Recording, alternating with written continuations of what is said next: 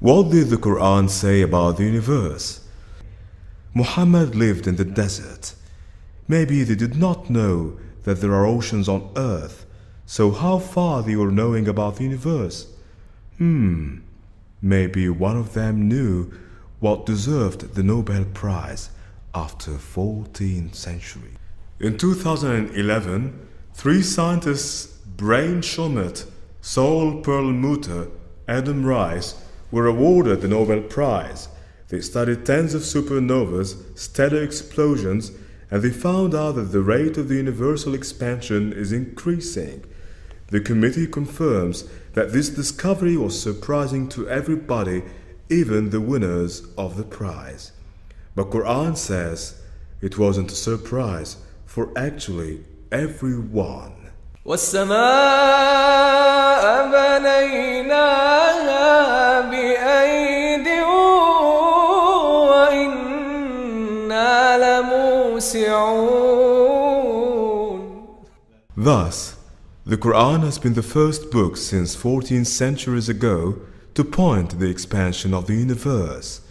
Quran said in the chapter of An'am, "And whomsoever it's Allah will to guide, He expandeth his bosom unto the Islam, and whomsoever it is his will to send astray, He maketh his bosom suffocated and narrow, as if he was uplifted in heaven. Thus Allah layeth ignominy upon those who believe not." The signs confirm that if someone ascends in the sky, he will feel suffocation because of lack of oxygen. For how can an illiterate person declare facts that are so deeply scientific when no human being at this age was able to talk about these facts without making any mistakes during this declaration? I'm not looking for Islam. I'm looking for the truth. Whenever, whatever, and wherever it is, I just want a proof. Second, the miraculous scientific aspect of the Quran.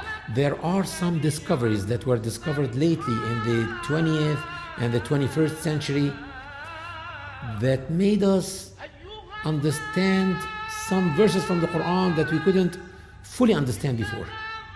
And these are what many Muslims like to call the scientific miracles of the Quran. Many of them are really awesome. When people contemplate upon them, it's amazing, and it cannot be the word of a human being. The Holy Quran is different from the divine books. It's different from all other religious books because it's filled with universal connotations. The scientific miracle of the Holy Quran that it shows the detailed and accurate scientific reporting of the human body from the start of its conception in the womb, as well as other anatomy issues showing the developmental stages of man and his original creation. The Holy Quran has shown the detailed differential stages of the embryo using accurately minute and descriptive terms that totally comply with the actual developmental stages of the embryo. Allah, the one and only God, said, وَلَقَدْ خَلَقْنَا الْإِنسَانَ مِنْ سُلَالَةٍ مِنْ طِينٍ ثُمَّ جَعَلْنَاهُ نُطْفَةً فِي قَرَارٍ مَكِينٍ ثُمَّ خَلَقْنَا النُّطْفَةَ عَلَقَةً فخلقنا العلقة مضغة فخلقنا المضغة عظاما فكسونا العظام لحما ثم أنشأناه خلقا آخر فتبارك الله أحسن الخالقين. Professor Dr. G.C. Goringer, the famous embryologist teaching at Georgetown University in the US, said, "The Quran's description and illustrations of man creation steps is the most accurate description that we or anyone will ever find." But what's the element that's involved in every living cell in all organisms? This needs a biologist, But if you say in the desert 1400 years ago and told someone that everything you see has got water in its composition, he wouldn't have believed you for sure. وَجَعَلْنَا مِنَ الْمَاءِ كُلَّ شَيْءٍ حَيٍّ أَفَلَا يُؤْمِنُونَ.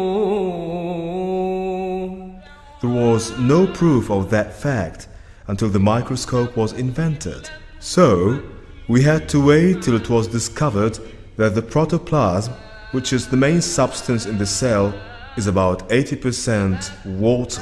So in 1694 it was a theory which is called the pre-formation creation, and this is supported by Hart Zucker, and he has shown that the man created from the sperm only, and he introduced a drawing to this which was laughing now if you see it. By 1839, the two Germans, Schwann and Schleiden, has identified the cells of a man, and they mentioned that this is the fundamental for the human creation. By 1985, those scientists has realized that the sperm is a living cell as well as the ovum. خُلِقَ مِن مَّاءٍ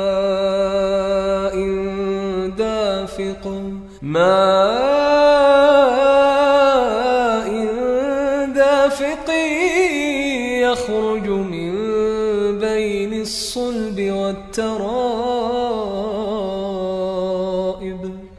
In the past decade, the scientific community recognized the test of falsification theory, which was presented by the Quran.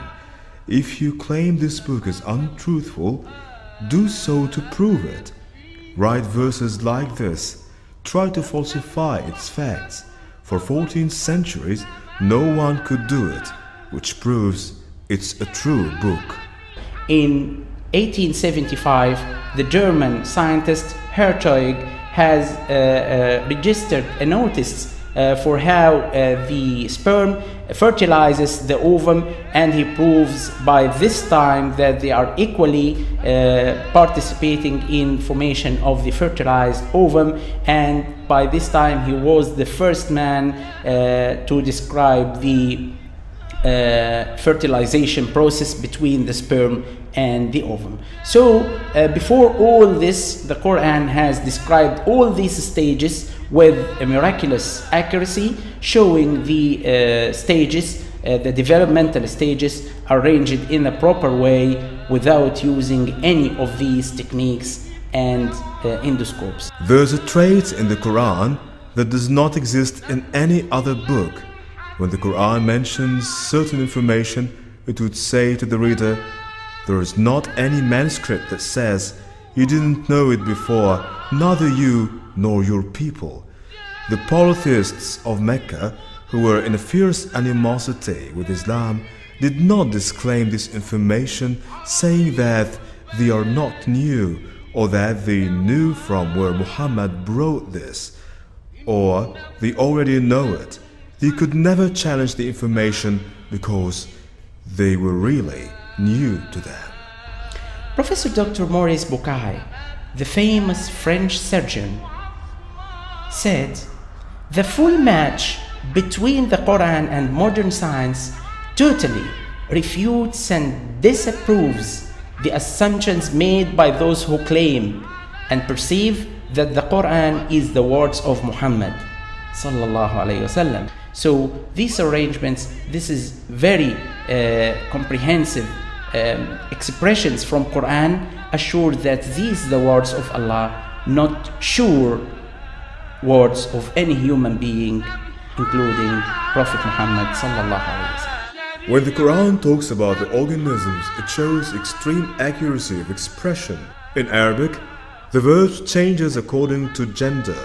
So the Quran uses the term that expresses the bees that build the bee cells are females. How did Muhammad know that? Also, When Quran talks about the ants, he said that حتى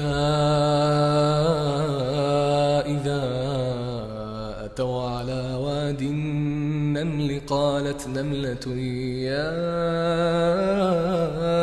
أيها النمل ادخلوا مساكنكم لا يحطمنكم سليمان وجنوده وهم لا يشعرون. he said it's a female ant, and he proved that the ants have a female queen. Then Quran said that the ant talked to the other ants. This was a science fiction at that time. But that's exactly what Professor Robert Heitling discovered in the 90s. And after 6 years from studying that the insects are really talking with actual voice, after a few words there is another hint that the Quran used the term crack, not any other verbs. And now we know the ants have external solid skeleton that is actually cracked under pressure. How did Muhammad know these accurate facts? Not only Professor Dr. Maurice Bucaille, the famous French surgeon, but also Professor Dr. Charles Baltimore, Professor of Neurosurgery at Cornell University in the United States, who said, after he knew of the verse 56 in Surah An-Nisa in Quran, where Almighty says, as often as their skins are roasted through, fully burnt, we shall change them for fresh skins that they may test the penalty.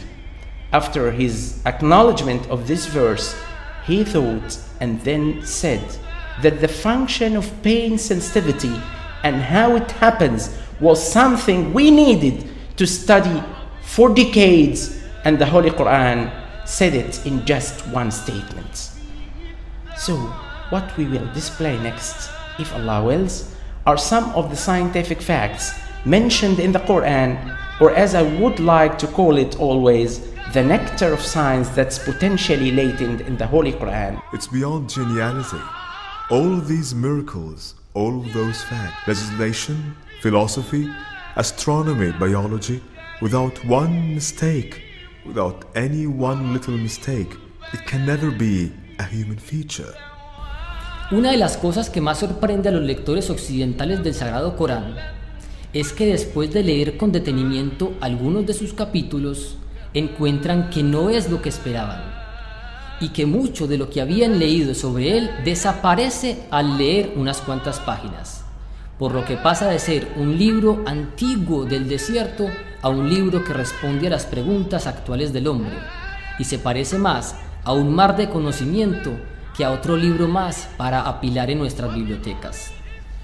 Cada verso del libro de Dios contiene conocimiento que puede ser percibido por los humanos al desarrollar las ciencias y desvelar los secretos del universo y la creación entera. If this book is not a revelation, then it's a deception. If it's a deception, what's deceitful about it? Certainly, if the skeptics insist on their claims that the Quran is a deception, then they have to bring in evidence to support their claim. Otherwise, you would never have the right to do this.